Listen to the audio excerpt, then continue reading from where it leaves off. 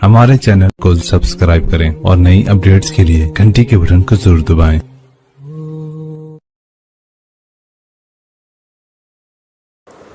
बिस्मिल्लाहिर्रहमानिर्रहीम अस्सलामु अलैकुम वरहमतुल्लाहि वबरकातुहू। नाज़रीन इकराम, आप देख रहे हैं जमजम ग्राफी गुजरात फाइल्स पसे पर्दा हक़ाइक़ का इंकिशाफ।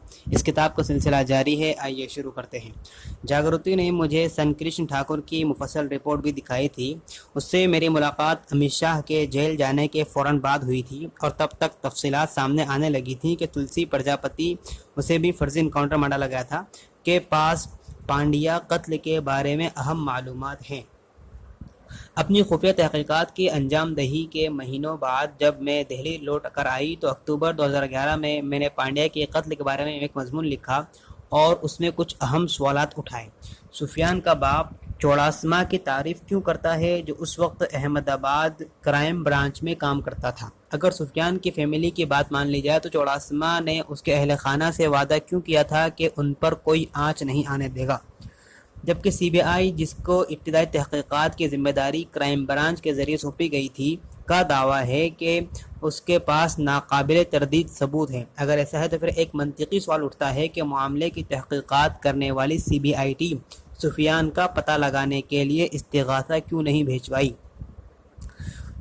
दूसरा नुक्ता ये है कि सीबीआई तहकीकात के अफसर का दावा है कि पांड्या के मार्च 2003 के फ़ोन रिकॉर्ड हासिल किए नहीं किए जा सके, जबकि मार्च से 2 महीने पहले तक के रिकॉर्ड सौंप दिए गए हैं। इन रिकॉर्ड से पता चलता है, जिसका एक नुस्खा तहलका के पास मौजूद है, कि अहमदाबाद के खातून सहाफ़ी ने 40 फ़ोन कॉल्स की थी। हैरत की बात है कि ना तो सीबीआई ने और ना ही पुलिस ने उससे पूछगछ की। तीसरी बात यह है कि एक अहम गवाह अनिल यादव राम, जो लॉ गार्डन के पास अशय खुर्दनी का ठेला लगाता है और जिसने मुबैना तौर पर कत्ल होते हुए देखा था, उसने मुतज़ाद बयानात दिए हैं। पहले उसने पुलिस से कहा कि वो इतना हवास बाख्ता हो गया था कि कुछ रद्द अमल नहीं कर सका, लेकिन 1 घंटे बाद उसने अपने ठेले के मालिक को बुलाया, फिर उसने पांड्या के साथी को बुलाया, लेकिन पुलिस को बुलाने की हिम्मत नहीं कर सका। जब तहलका ने याद राम से मुलाकात की तो उसने 3 दिनों में 3 मुतज़ाद बयानात दी। पहले दिन उसने कहा कि अली मोटरसाइकिल पर आया था, दूसरे दिन उसने कहा कि उसने उसे कार की तरफ चलकर जाते हुए देखा था, और तीसरे दिन कहा कि वाक़यात की कड़ी उसे याद नहीं। चौथा नुकता यह है कि फॉरेंसिक रिपोर्ट के मुताबिक पांड्या के कुर्ते में 6 सुराख थे, लेकिन उसके जिस्म में सिर्फ 5 गोलियां मिली थी। अगर वो स्टीयरिंग व्हील के पीछे बैठा था और हथियार दाएं खिड़की की तरफ चलाया गया था, जो खुला हुआ हिस्सा था, तो फोते में कोई जख्म नहीं आना चाहिए था।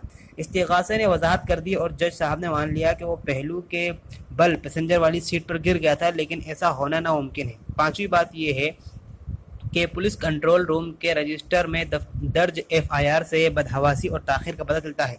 इन खामियों और गवाहों के बदलते मौक़िफ़ के मद्देनज़र ये बिल्कुल फितरी बात थी कि गुज़िश्ता महीने हैरत अंगेज़ तौर पर हाई कोर्ट इस मामले से जुड़े तमाम 12 मुलजिमीन को बरी कर दे और साथ ही ये भी कह दे कि शवाहिद से साबित नहीं होता कि अली ने पांड्या को गोली मारकर कत्ल किया था। उसके बाद कई मौक़ों पर जागृति से मेरी मुलाकात हुई। हम कभी गाड़ी चलाते हुए दूर निकल जाते और कभी खाना खाने के लिए बाहर जाते। उसको एक राजदार मिल गया था और मुझे एक ऐसा दोस्त जिससे सच्चाई को बेनकाब करने में बहुत मदद मिली। मुझे याद है, एक बार जागृति से मैं उस वक्त मिली जब उसके शोहर के कत्ल से मुतालिक मामले में चार्जशीट दाखिल करवाना थी। यह रमज़ान का महीना था और मैं रोज़े से थी। जैसे ही उसने उसके घर में दाखिल हुई, उसने मुझे नींबू पानी पेश किया। मैंने न पीने का बहाना किया तो उसने चाय पेश कर दी। तब मैंने उसे बताया कि जागृति बेन, रमज़ान है और मेरा रोज़ा है, इसलिए मैं कुछ खा पी नहीं सकती। वो ये सुनकर हैरान रह गई और किस तरह चंद अल्फाज जोड़कर पूछा, आप मोहम्मदन हो?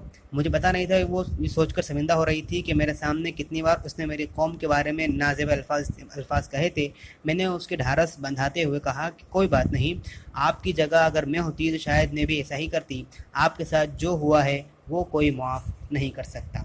मेरे साथ बैठकर चार्जशीट के सफ़हात गौर से पढ़ा, फिर कॉल रिकॉर्ड्स पर गौर किया और बड़ी तुंदही से मेरे सवालात के जवाब भी दिए। उसने मुझे बताया कि उसके शोहर को वी.आर. कृष्णा एयर के ज़ैर क़यादत 2002 ईस्वी गुजरात कत्लेआम की इंक्वायरी के सामने पेश किया गया था।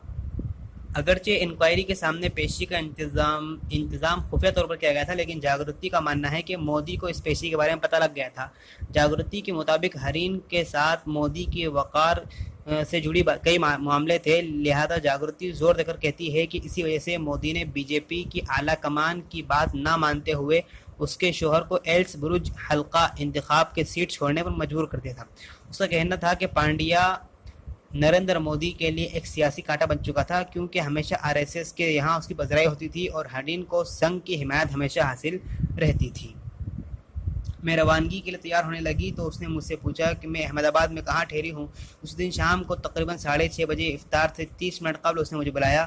وہ میرے ہوٹل کے باہر میرا انتظار کر رہی تھی تاکہ مجھے کسی ریستوران میں لے جائے جہاں میں اپنا روزہ کھول سکوں۔